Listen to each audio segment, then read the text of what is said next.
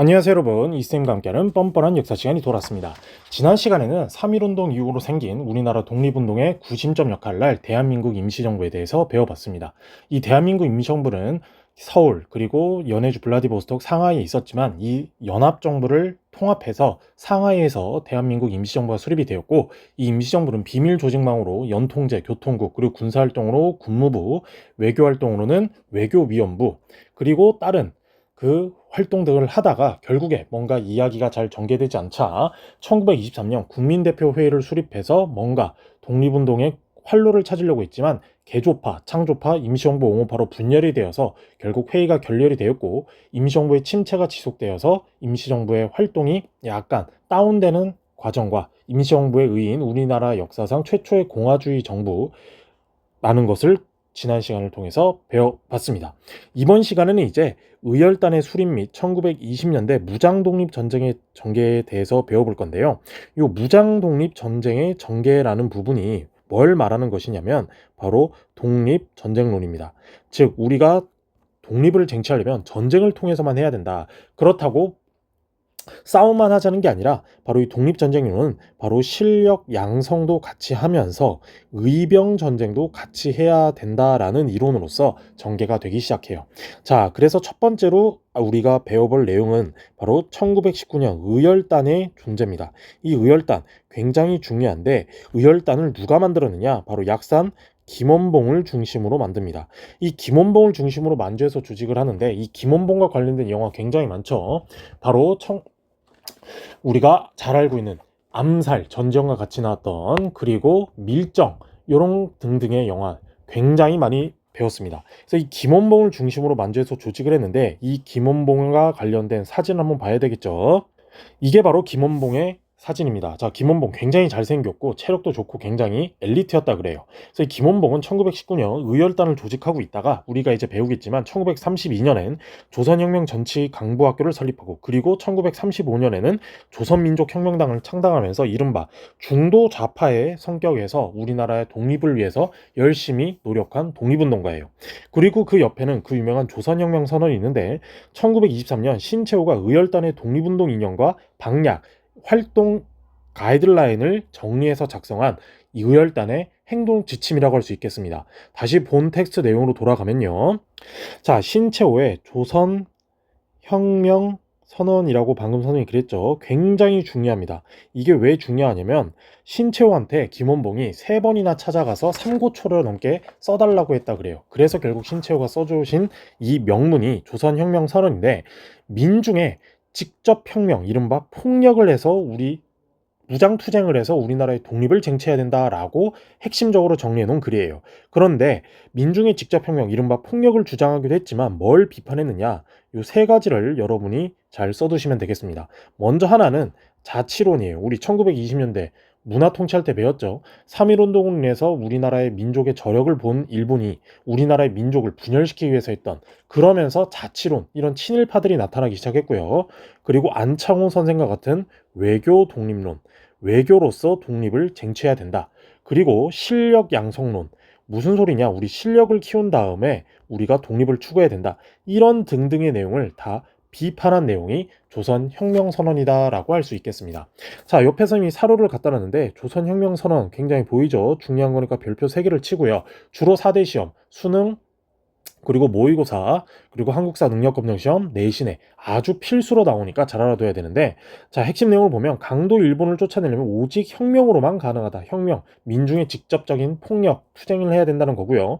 민중, 국민은 우리 혁명의 대본영, 즉 핵심 본부다 이거예요. 국민이 있어야지만 독립도 할 수 있다. 그래서 끊임없는 폭력, 암살, 파괴, 폭동으로서 강도 일본의 통치를 타도하고 우리 생활에 불합리한 일체 제도를 개조해서 우리가 독립을 쟁취해 나가야 된다라는 거예요. 그래서 이들의 활동의 핵심 요인을 보면 일제 요인을 암살하고요, 식민지배 기관을 파괴하고 적극적인 폭력 투쟁을 전개하는데, 대표적인 사람들이 이렇게 나옵니다. 박재혁 부산경찰서, 김익상 조선총독부, 김상옥 종로경찰서, 아주 독립운동가들을 때려잡는 핵심적인 경찰서였죠. 그리고 김지섭 도쿄 궁성, 천황이 머무르고 있는 나석주 동양척식 주식회사 등이 있는데, 요거와 관련된 사진과 이 의열단의 활동을 보도록 할게요. 자, 옆에 보이죠? 5박의 7 가살이라고 되어 있는데 이 5박의 7 가살은 왼쪽 밑에 나오는 대로 의열단의 행동 목표였어요. 그래서 5가지를 파괴해야 되는데 그 첫 번째가 조선총독부, 두 번째가 동양척식 주식회사. 이게 뭐죠? 1910년대 헌병경찰, 이른바 무단 통치할 때 일본이 우리들의 땅을 무단으로 강제로 뺏기 위해서 만들었던 기구였죠. 그리고 매일신보사, 조선총독부의 기관지를 만드는 신문사, 그리고 각 경찰서, 그리고 기타 외적 중요기관, 이런 중요한 공간들을 파괴해야 되고 7가살, 7범주에 해당되는 사람들을 죽여야 된다는 건데, 조선 총독 이하 일본인 관리, 군부 순회, 대만 총독, 매국노, 나라 팔아먹은, 그리고 친일파 거두, 적탐, 그러니까 이중 스파이 노릇하는 스파이, 그리고 반민족적 지주와 자본가, 즉 일본을 위해서 돈을 쓰는 자본가 등을 말해요. 이런 사람들을 이런 기관들을 때려잡는 게 의열단의 목표인 5박의 7 가살이었고, 오른쪽에는 조선혁명선언 사료를 말했죠. 자, 이거와 관련돼서 이 활동했던 사람들을 자세히 보면요. 자, 이렇게 나오는데요. 강우규와 요 조명하는 색깔로 개인투쟁이라고 나오죠. 강우규, 이분은 나이가 64살, 지금은 또 굉장히 할아버지인데 조선 총독의 마차에 폭탄을 투척했고요. 조명하라는 사람은 바로 타이완에서 일본 왕족을 처단하는데, 이 조명하의 활동이 나중에 한인 애국단을 만드는데, 김구가 태스크포스, 임시정부의 태스크포스 팀으로 만드는 한인 애국단의 활동에 굉장한 영향을 줍니다. 그리고 아까 말했던 박재혁 부산경찰서 폭탄을 투하했죠. 그리고 김익상 조선 총독부에 폭탄을 투척했죠. 그리고 김상호 종로경찰서, 김지섭 일본 도쿄 궁성, 그리고 나석주 조선 식산은행과 동양척식 주식회사에 폭탄을 투척하면서 이 의열단의 이름이 어마무시하게 무서웠어요. 그래서 의열단의 타겟이 됐다, 거의 다 죽었다고 봐야 되는 그 정도로 무서운 단체가 의열단이었다라는 겁니다. 다시 본 텍스트로 돌아가면요. 자, 이렇게 활동을 하다가 이제 노선 변화를 하는데, 왜 그러냐면 이들은 개인주의적으로 활동을 했어요. 뭔가 단체, 조직이 있었던 게 아니라, 선생님 의열단 단체 아니에요? 단체인 건 맞지만 뭔가 우르르 모여서 가는 게 아니라 개별적으로 뭔가 활동을 하는 그런 조직이었는데, 이런 개인 폭력 투쟁의 한계로 조직적 무장 투쟁으로 전환을 해요. 왜? 뭔가 혼자서 하기는 힘들다, 이제 우리도 뭔가 힘을 합쳐서 조직적으로 움직여 보자 라고 해서 당시 중국 국민당 장개석이 이끄는 중국 국민당의 황포군관학교에 입학해서 군사와 간부 교육을 이수해요. 왜? 우리도 독립운동을 하려면은 군사 이런 교관들을 만들어내야 되겠죠.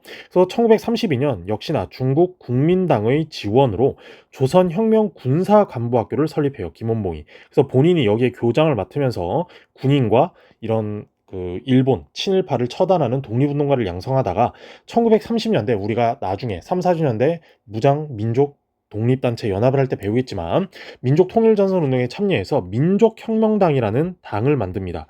조선민족혁명당이라는 당을 결성하면서 독립운동의 한 축으로서 움직이게 됩니다. 여기까지가 바로 오늘의 첫 번째 주제였던 의열단에 관한 주제였다면, 이제 두 번째 국외 무장 독립투쟁으로 가보도록 할게요. 자, 먼저 도표를 위해 한번 보도록 하겠습니다. 자, 무장 독립 전쟁의 전개라고 해서 선생님이 이렇게 도표를 만들어냈죠. 그래서 독립전쟁 준비해서 우리 1910년대 독립운동 기지 건설에 대해서 배웠습니다. 국내에서는 비밀결사 운동으로 독립의군부, 대한광복회 같은 단체가 있었죠. 그리고 만주 지역에 서로 군정서, 그리고 중광단, 북로군정서, 간민회, 그리고 블라디보스톡에선 대한광복군 정부, 대한국민의회, 그리고 상하이에서는 신한청년단, 그리고 미국에서는 대한인국민의 대조선 국민군단 숙무학교, 이런 독립운동 기지를 건설했다면, 이제 1920년대, 오늘의 주제인 20년대로 넘어오면 독립전쟁을 하기 시작했다라는 그 말이에요. 그래서 오늘 굉장히 긴 시리즈이기 때문에 오늘은 어디까지 할 거냐, 바로 요 1921년 자유시 참변까지 하고 다음 시간에 3부의 활동과 통합운동 요 파트로 넘어가도록 할게요. 그래서 다시 도표를 설명하면 1920년 6월에 봉오동 전투에서 홍범도 장군이 이끄는 대한독립군이 이끄는 봉오동 전투에 승리를 합니다. 그리고 1920년 9월 달에는 김좌진의 북로군 장서가 이끄는 청산리 대첩에서 큰 승리를 해요. 그러자 일본 애들이 완전 바짝 약이 올라가지고 간도에 살고 있는 우리나라 모든 사람들, 살아있는 생명체를 다 죽여라 라고 한단 말이야. 그래서 벌어진 게 간도 참변. 그리고 이 간도에 초토화가 됐으니까 있을 수 없겠죠. 그래서 자유시, 바로 어디로 갈까 하다가 러시아, 지금의 러시아, 당시엔 소련이 우리가 너희 도와줄게, 우리 쪽으로 와 라고 해서 소련, 지금의 러시아 땅으로 이동한 자유시에서 또 내분이 일어나서 큰 사건이 있었던 자유시참변, 이런 게 터지면서 바로 독립군에, 이렇게 여러분이 판서를 하면 될 거예요. 바로 독립군의 실현이라고 쓰면 되겠습니다. 독립군의 실현이 있고 다시 우리가 갈 곳은 어디로 가자, 우리가 살던 곳은 만주니까 만주로 다시 돌아가자 라고 해서 이렇게 참의부, 정의부, 신민부라고 해서 독립군의 재정비를 통해서 요 3부를 만들어요. 3개의 부. 하지만 여러분 생각해봐요. 사공이 많으면 배가 산으로 가겠죠. 그래서 우리 다시 한번 통합을 해보자라고 해서 하나로 통합하려고 했지만 여전히 국민부와 혁신후회라는 2개로 통합을 했고, 또 여기서 각각 당과 군을 만들어서 국민부, 남만주 지역입니다. 남만주 지역에서는 국민부, 그리고 조선혁명당, 그리고 조선혁명군을 만들었다면 북만주에서는 혁신후회를 만들어서 한국독립당, 한국독립군을 만들게 되는, 그래서 이들의 리더가 바로 누구냐? 양세봉이라는 독립운동가고요. 한국독립당, 한국독립군, 이들의 이끄는 리더는 바로 지청천이라는 장군이 이끌면서 독립운동의 전개를 하게 됩니다. 자, 그러면 이제 오늘은 선생님이 아까 말했던 대로 자유참변까지만 하고 다음 시간에 3부 활동부터 하도록 할게요. 자, 그러면 이제 내려가서 국외 무장 독립투쟁을 보면 독립군의 분포도입니다. 독립군의 분포도를 보면 서간도에서 우리가 지난 시간에 배웠던 바로 신흥무관학교 만들었다고 그랬죠. 독립군을 양성하는. 그래서 신흥무관학교를 활성화해서 지청천, 아까 말했던 이 지청천을 교사이자 교장으로 영입을 하면서 군대를 양성하기 시작합니다. 그래서 신흥무관학교를 통해서 배출된 군사들이 모인 서간도의 군대가 서로군정서예요. 서로군정서를 조직하고 다양한 활동을 했다라면 북간도에서는 아까 말했던 홍범도의 대한독립군이에요. 이 대한독립군, 그리고 김자진의 북로 군정서, 각각 이렇게 군대를 만들어내기 시작했다라는 겁니다. 근데 김자진도 그렇고 이 북로 군정서를 믿는 사람들은 다 대종교 신자였다라는 거예요. 그래서 옆에 지도가 있죠. 이렇게 보면은 서로 군정서, 북로 군정서, 각각 대한독립당, 광복군 총영, 대한독립군이 있는데 요거와 관련된 사진도 한번 보도록 할게요. 자, 이렇게 보면은 바로 북로 군정서 보이죠? 총재 서일이고 총사령관이 김자진이에요. 총재란 뭔가 당을 이끄는 내정의 역할을 한다면 총사령관이 외무, 군사적인 업무를 하는 사람이었는데 김좌진이 북로군정서를 이끌고 있었고, 서로 군정서에는 총재가 이상용, 즉 내정을 담당하고 있었다면 총사령관은 지청천이라고도 이청천하는데 선생님 그냥 교과서 표기대로 지청천이라고 했습니다. 이런 식으로 북로군정서와 서로군정서가 만주 일대에서 각각 나눠지고 있었다라는 거예요. 요거와 관련된 사진을 더 자세히 보면요. 만주는 바로 무장투쟁의 핵심 지역이었어요. 그래서 우리가 잘 알고 있는 안중근 의사가 이등방문, 이토 히로부미를 쏴 죽였던 하얼빈이 있죠. 그리고 연변, 지금의 그 조선족 자치구인 연변, 그리고 연해주인 블라디보스토크, 즉 요 일대, 요 만주 일대가 바로 무장투쟁의 핵심 지역이라고 할 수 있겠습니다. 요것과 관련돼서 이렇게 만주 지역은 분만주, 북간도, 서간도로 나뉘는 굉장히 큰 지역인데 1920년대 임시정부에서는 이렇게 3개의 지역사령부를 만들어서 전쟁을 수행한다라는 무장독립 전쟁론을 가지고 있었어요. 그래서 북만주에도 군단 하나를 설치하고 북간도에도 군단 하나를 설치하고 서간도에도 군단 하나를 설치하는데, 이게 바로 서간도에는 서로 군정서, 북간도에는 북로 군정서, 북만주에는 나중에 우리가 배울 3부 중에 하나인 신민부, 요런 부서가 있었다라는 이야기입니다. 자, 다시 원래 텍스트로 돌아가서 보면요. 자, 이렇게 이 북로군정서는 아까도 말했듯이 사간영성서를 설립해서 독립군을 양성하고 있었어요. 그리고 요 서로군정서는 신흥무관학교가 있었다고 그랬죠. 근데 각각의 약간의 약점이 뭐였냐면 이 서로군정서는 군인 양성은 원활해요. 왜? 신흥무관학교가 있으니까. 아까 말했던 요 신흥무관학교를 통해서 서로군정서에 군인을 양성하는데 무기 공급이 문제였다면, 반대로 이 북로군정서는 무기 공급은 원활했어요. 왜? 체코에, 지금 월드컵 시즌에 체코, 우리가 월드컵 조별 예선 1차 승리한 나라죠. 체코에서도 독립운동이 있었는데 이제 뭔가 해결이 되자 독립군들이 쓰던 그 무기를 우리 독립군들이 싸게 사서 구입을 했는데, 이런 식으로 무기 공급은 원활했으나 군인 양성이 문제였어요. 그래서 아까 말했던 이 북로군정서는 사관영성소라는 사관학교를 만들어서 독립군을 양성하려고 했는데, 이런 식으로 문제가 있었지만 그래도 각각 북간도 지역에는 북로군정서, 서간도 지역에는 서로군정서라는 군단을 설치해서 독립운동을 하는데 여념이 없었다라는 겁니다. 자, 그래서 보면 이제 처음으로 생긴 전투가 뭐냐면 바로 봉오동 전투예요. 이 봉오동 전투 굉장히 중요한데 왜 중요하냐면 먼저 의의부터 보도록 할게요. 왜 중요하냐? 일본 정규군을 상대로 승리한 일본 정규군을 상대로 승리한 최초의 전투예요. 최초의 전투. 선생님, 이전에 독립군들 많이 싸워서 레지스탕스 작전으로 승리한 거 아닌가요? 맞아요. 하지만 그 승리랑 조금 다른 게 예전에는 그냥 파출소 몇 개 습격해서 승리했다라고 말을 한다면 이제는 이 봉오동 전투는 직접적인 군인을 양성해서 일본 정규군을 상대로 승리한 최초의 전투이기 때문에 그렇다라는 겁니다. 요것과 관련된 사진을 보면요. 이 봉오동은 바로 임시정부의 핵심 군사 기지였어요. 임시정부의 핵심 군사 기지에서 이 봉오동 전투가 발생하게 되었는데 요것과 관련된 사진을 더 보면요. 바로 요 홍범도 장군이 이끄는 군인대였어요. 바로 홍범도의 대한독립군, 그리고 안무가 이끄는 국민해군, 그리고 군무도독부를 이끄는 최진동, 그리고 신민단을 이끄는 이용수가 모여서 만든 단체가 대한북로 독군부가 결성이 되는데, 어찌됐건 이 봉오동 전투의 리더였던 홍범도 장군은 1921년 부대를 이끌고 소련에 정착해서 싸우고 있다가 봉오동 전투가 될 때 다시 만주로 내려옵니다. 그러면서 방금 말했던 대로 이렇게 4개의 부대, 대한군무도독부의 최진동, 국민해군의 안무, 그리고 신민단의 이흥수, 이런 4사람이 합쳐서 대한북로 독군부라는 걸 결성해요. 그래서 이 봉오동 전투에서 싸우는데, 이 봉오동과 관련된 사진도 보면요, 이 봉오동은 두만강에서 40리가량 떨어진 산간이고 험한 산줄기가 사방을 병풍처럼 둘러치고 있는데, 지금은 이 봉오동이 중국에서 큰 저수지 댐을 만들어서 가볼 수가 없는데 이렇게 구성이 돼 있었다고 해요. 상촌, 중촌, 하촌인데, 이 봉오동에서 싸웠던 지역은 중촌과 하촌 사이에서 싸움이 일어나는데, 이 지금의 유적은 어디서 볼 수 있냐면 바로 봉오 저수지가 있으니까 그 실제 지역에선 볼 수가 없고요. 그 지역 근처에 중국에서 이렇게 그 기념비를 만들어 놨는데요. 자, 봉오골 반일 전적지라고 해서 2013년 중국 투먼시에서 한글로도 표기해서 봉오동 전투의 핵심적인 그런 유적지를 구성해서 만들어 놨어요.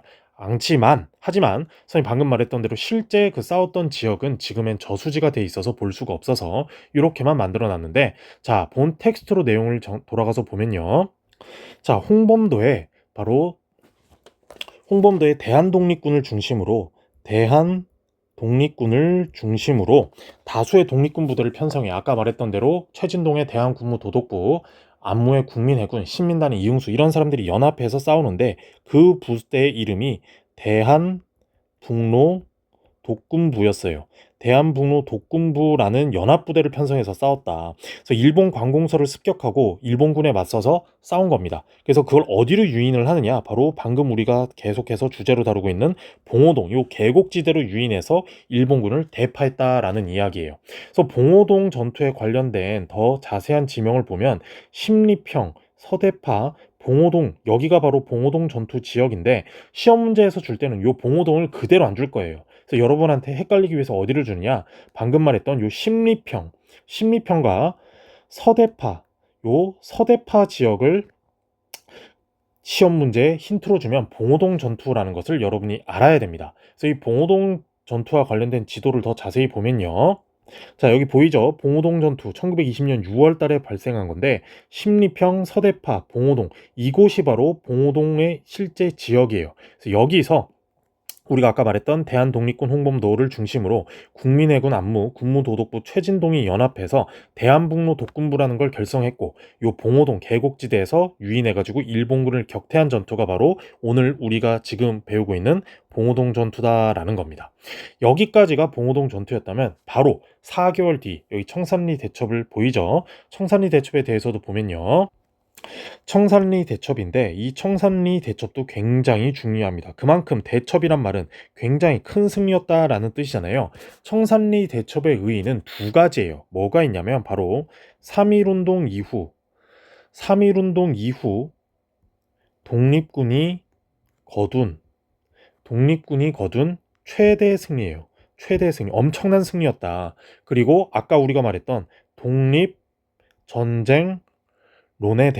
독립전쟁론에 대한 가능성을 확인했다라는 겁니다. 그만큼 중요한 전투가 요 청산리 대첩인데, 왜 발생했느냐? 배경을 보면 일본의 봉오동 전투에서 방금 우리가 배웠던 대로 개박살이 났잖아. 그래서 일본이 약이 바짝 올라가지고 어떤 사건을 조작하냐면 바로 요 훈춘 사건을 조작합니다. 이 훈춘 사건이란 게 뭐냐면은 여기다 한번 써볼게요. 훈춘 사건이 뭐냐면 일제가 일제가 자신들의 관공서를 자신들의 관공서를 습격한 후 본인들이 본인 관공서 동사무소나 이런 구청을 습격해서 때려 부순 후에 습격한 후 독립군의 다시 써볼게요. 독립군의 활동으로 규정해 대규모 토벌대를 투입한 사건이에요. 이게 무슨 말이냐면, 자, 만주는 어찌됐건 일본 땅이 아니야. 중국 땅이야. 1931년 만주 사변이 돼서야 일본이 이제 강제적으로 자신의 땅으로 만드는 건데, 그 전까지는 중국 정부의 땅이란 말이에요. 그래서 간도 파출소라 그래서 그냥 일본인들은 그냥 치안 유지만 살짝 하는 정도였는데, 지네가 지네 파출소를 두드려 부신 다음에 이거 다 독립군의 활동인데 너네 중국 정부 뭐 했냐? 니네 왜 우리 파출소나 우리 일본인들의 백성의 재산이나 목숨을 지켜주지 못했냐? 이거 니네가 문제다. 그러니까 우리가 군대를 이끌고 가서 독립군을 때려잡겠다라고 해서 군대를 투입해서 명분을 만든 거예요. 한마디로 이 훈춘 사건은 일제의 자작극이라고 할 수 있겠습니다. 일제의 자작극. 즉 일본 진해가 군대 끌고 투입하려고 쇼를 벌인 거예요. 그래서 훈춘 사건을 조작해서 쳐들어가는데 역시나 김좌진의 북로 군정서를 중심으로 홍범도가 이끌었던 방금 우리가 배웠던 대한 독립군과 연합을 해서 전투를 벌여요. 그래서 독립군이 일제의 포위에서 아주 그냥 일본군을 개박살 냈는데 여기 보이죠?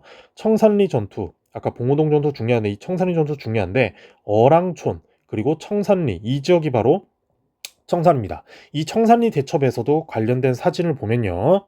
자, 이렇게 보이죠? 왼쪽에 있는 게 바로 백야 김좌진 장군이에요. 이 김좌진 장군이 여기서 싸웠던 지도가 보이는데 홍범도, 이범석, 김좌진 부대, 즉 김좌진의 북로군정서와 홍범도의 대한독립군이 연합해서 계속해서 싸운 전투가 청산리 전투예요. 이 청산리 전투에 대한 사진을 지도를 더 자세히 보면요.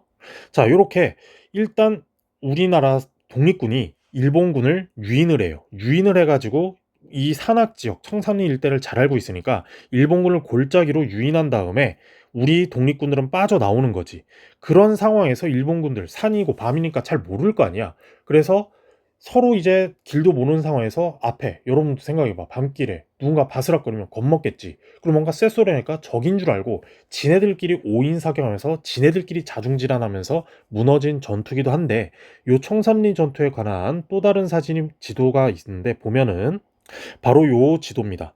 자, 청산리 일대에서 6일 동안 10여 차례 전투를 하는데 어랑촌, 완루구, 천수평, 백운평, 고동화 요렇게 선생님 위에 1일차 백운평, 2일차 천수평 그리고 2일차 어랑촌 그리고 5, 6일차 고동화 전투 이렇게 치고 빠지면서 일본인들을 계속해서 지치게 한 다음에 자기네들끼리 싸우게 해서 사살한 전투가 바로 청산리 전투다라는 거예요.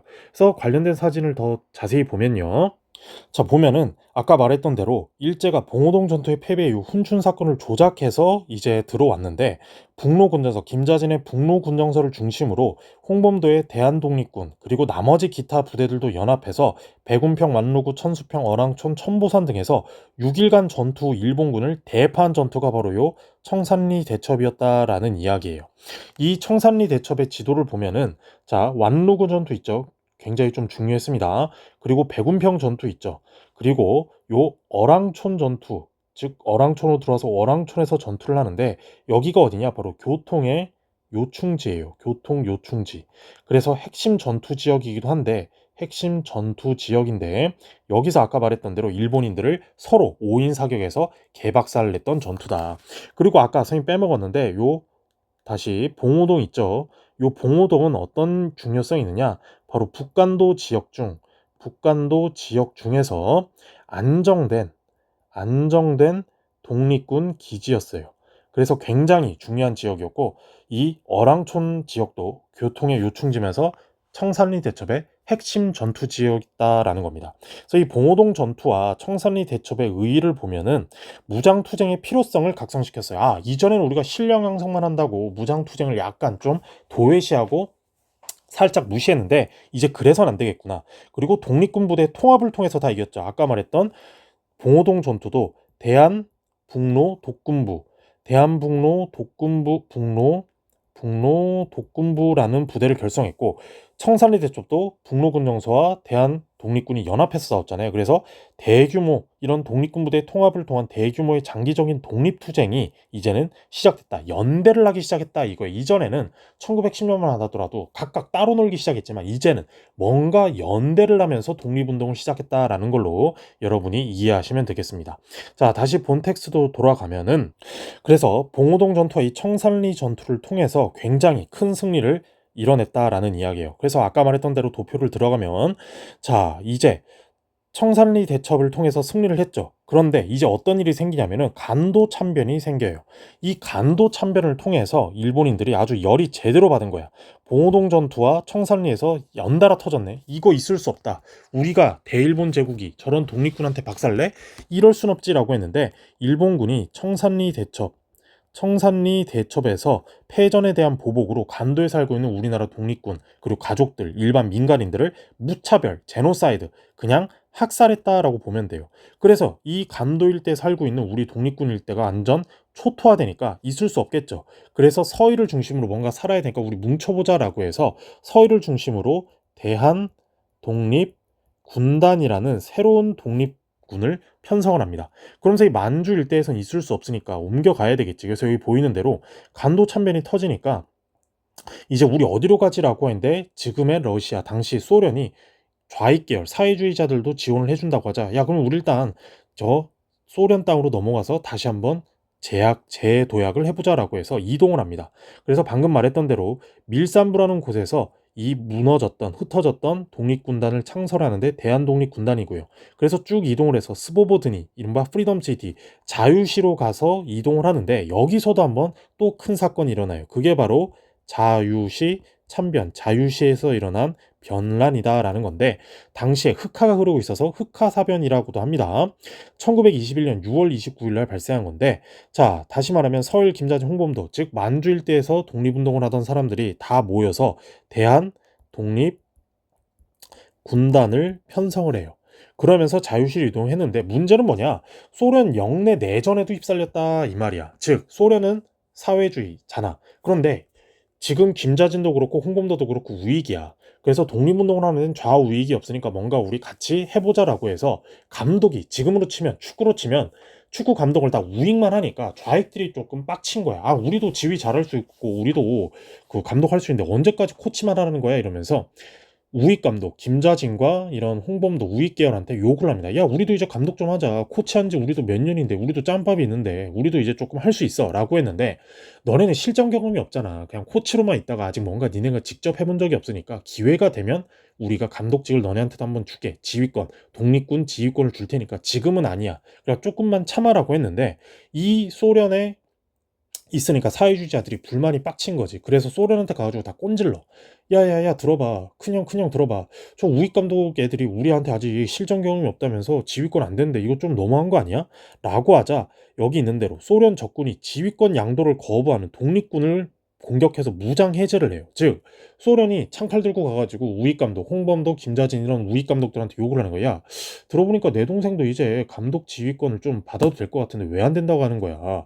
이제 좀 주자라고 했더니 이 우익 감독 홍범도와 김자진 같은 우익 계열 아니 아직 좀 니네 동생이 훌륭한 건 맞지만 아직 실전 경험이 없어. 그러니까 우리가 좀 더 케어해서 넘겨주려고 해 라고 하자 대화가 안 통한다고 생각하고 그대로 우익 진영의 사람들을 공격한 거예요.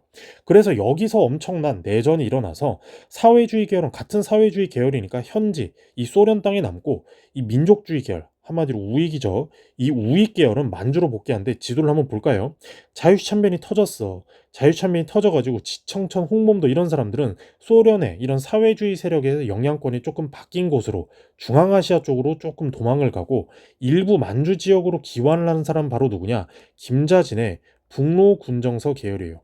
이 북로군정서 계열이 만주 지역으로 다시 돌아오면서 다시 이 중앙아시아로 갔던 지청천과 홍범도도 다시 만주로 나중에 돌아오게 됩니다. 그러면서 만주에서 우리 다시 한번 우리 독립운동을 한번 해보자라고 하면서 모이게 되는 그런 상황까지 이뤄냈던 영향을 만들어냈던 게 자유시 참변이라는 거죠. 그래서 도표를 보면 아까 선생님이 말했던 대로 이 간도 참변, 자유 참변까지 터지면서 독립군의 실현이 됐고 이래선 안 되겠다. 우리가 만주 지역에서 다시 독립군 재정비를 해보자라고 해서 만들어진 게 참의부, 정의부, 신민부인데 여기서부터는 독립군의 재정비 3부의 활동이기 때문에 다음 시간에 다시 한번 더 해보도록 할게요. 그래서 오늘 수업은 1920년대 독립전쟁의 승리와 고난이라는 대주제로 의열단의 활동과 봉오동 전투, 청산리 전투에 대해서 배워봤고요. 다음 시간에 이제 독립군의 재정비, 요 바로 3부의 활동과 3부 통합 과정에 대해서 배워보도록 하겠습니다. 그래서 오늘 수업은 여기까지고요. 좋아요, 구독, 알림 설정 해주시고 다음 시간에